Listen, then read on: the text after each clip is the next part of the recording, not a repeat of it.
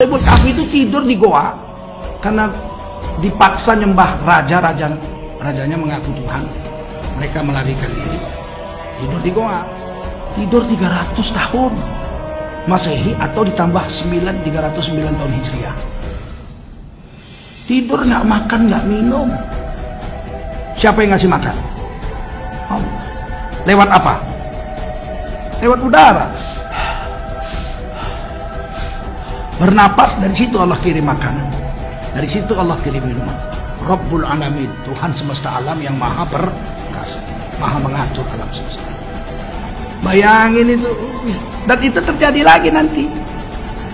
Umat Islam di akhir zaman akan jumpa dengan Dajjal.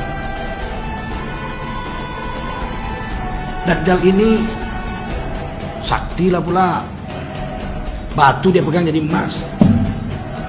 Manusia minta harta kecil sama dia, apa aja mau dikasih. Semua makanan dia kuasai, minuman dia kuasai. Hari pertama Dajjal turun di Iran, di kota Isfahan.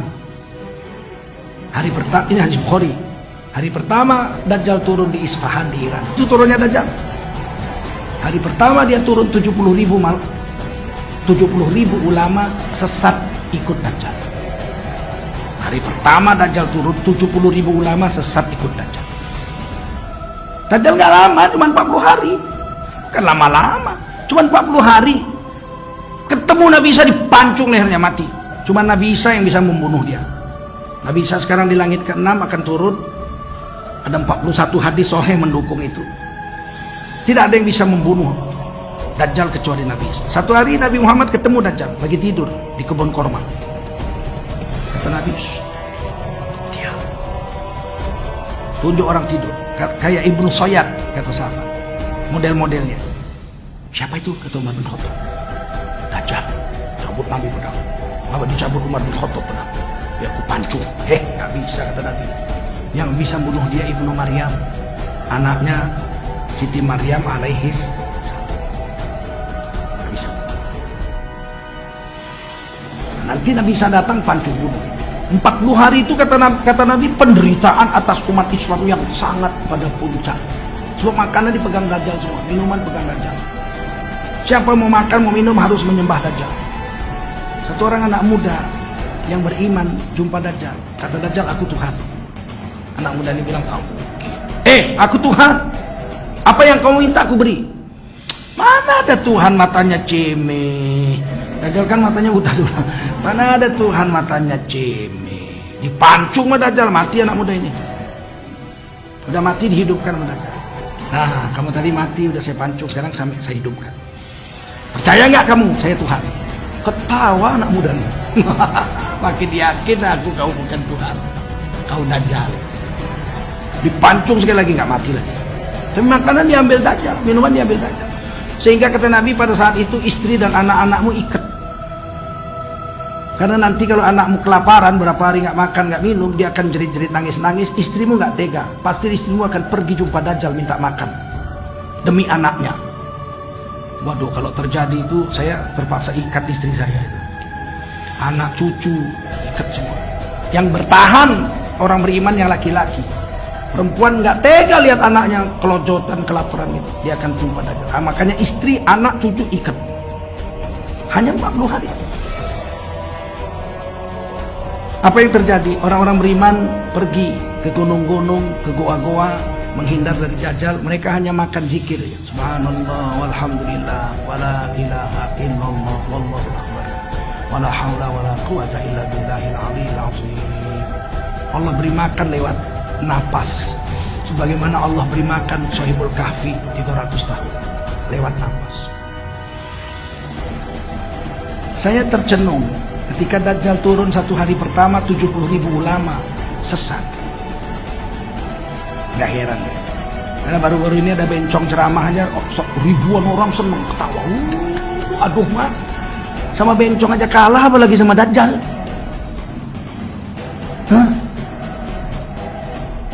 Sama bencong aja dia bisa lupa dengan agamanya, bahwa bencong itu dilaknat Allah. Lupa. Apalagi sama Dajjal dikasih duit, kasih emas. Kita ini kalau mau selamat dari Dajjal, mungkin kita nggak jumpa lah Dajjal mungkin. Wallah, siapa yang tahu? Saya nggak yakin juga jumpa Dajjal. Masih panjang. Imam Mahdi aja belum turun. Masalahnya andai kata jumpa, selamat nggak cukup. 3 hari nggak makan, 3 hari nggak minum, tahan. Dajjal keluar, tidak ada satupun bumi ini yang tidak dimasuki oleh Dajjal kota-kotanya. Hanya Mekah dan Madinah saja yang Allah haramkan bisa dimasuki oleh Dajjal. Selebihnya Dajjal akan sampai ke dalam kota itu, apalagi Bandung. Mana-mana saja kota yang ada di muka bumi, pasti Dajjal akan masuk, kata Rasulullah, kecuali Mekah dan Madinah. Saat Dajjal masuk ke dalam satu kota, Nabi haramkan umatnya, jangan pernah keluar dari persembunyian kamu di dalam rumah kamu. Jadi Nabi suruh bersembunyi itu bukan dalam gua, bukan di dalam mana-mana tempat, tapi dalam rumah. Tutup pintunya, tutup jendelanya, lalu bungkus rumah itu dengan surat Al-Kahfi. Bacakan surat Al-Kahfi di dalam rumah dari ayat 1 sampai ayat 110. Selesai membaca, ulang balik. Kalau seandainya kamu masih yakin Dajjal masih ada di kota kamu, baca lagi. Rumah itu tidak akan ditemukan oleh Dajjal atau oleh bala tentara Dajjal. Rumah itu digaibkan oleh Allah. Dan juga sihir Dajjal tidak akan tembus ke dalam rumah-rumah yang mengamalkan perintah Nabi Muhammad sallallahu alaihi wasallam. Kata Rasulullah sallallahu alaihi wasallam, siapapun yang keluar dari rumahnya, keluar dari persembunyiannya, dia pasti akan tersedot oleh magnet yang sangat kuat yang disebarkan oleh Dajjal ketika Dajjal sampai di kota itu. Dajjal segera menyebarkan magnetnya, hipnotisnya, sihirnya, yang menyebabkan orang-orang yang keliaran-keliaran di luar akan bersatu, bergabung ke titik di mana Dajjal berada di kota itu dan langsung sujud kepada Dajjal. Iman mereka langsung menguap dan hilang. Saat itu mereka kafir kepada Allah. Rasulullah bersabda, walaupun Dajjal sudah meninggalkan kota itu, dia masih tetap akan kafir kepada Allah sampai dia mati. Berarti siapapun yang beriman kepada Dajjal, kafir kepada Allah, ketika Dajjal sampai ke kotanya, maka sampai mati orangnya akan tetap kafir. Dan dia akan menjadi penghuni neraka Jahannam, kekal di dalamnya selama-lamanya. Nabi haramkan, jangan pernah kamu keluar, jangan pernah kamu bertemu dengan Dajjal.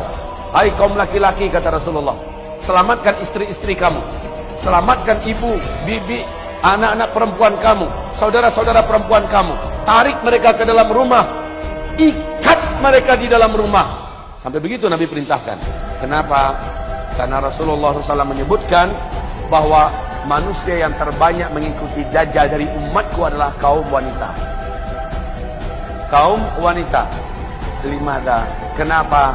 Karena saat itu kaum wanita paling rapuh keadaannya, baik secara fisik, apalagi secara iman.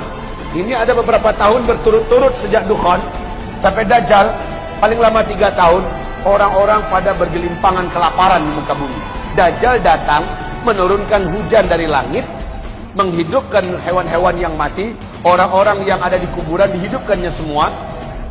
Kekuatan Dajjal ini sampai-sampai kata Rasulullah, seluruh setan satu muka bumi dari bangsa jin ikut dengan Dajjal, tunduk pada Dajjal. Lah kalau setan saja ikut sama Dajjal, bisa bayangkan nggak bagaimana dengan manusia?